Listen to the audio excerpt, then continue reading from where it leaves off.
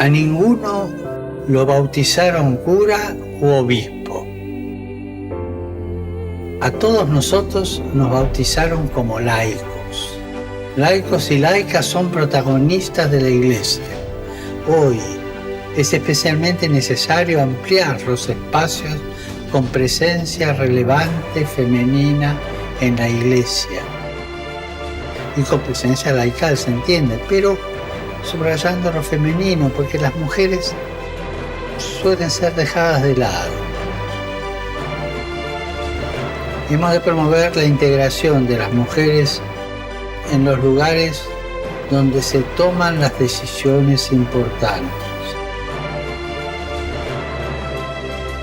Recemos para que en virtud del bautismo los fieles laicos y las mujeres en una manera especial participen más en instancias de responsabilidad en la Iglesia, sin caer en los clericalismos que anulan el carisma laical.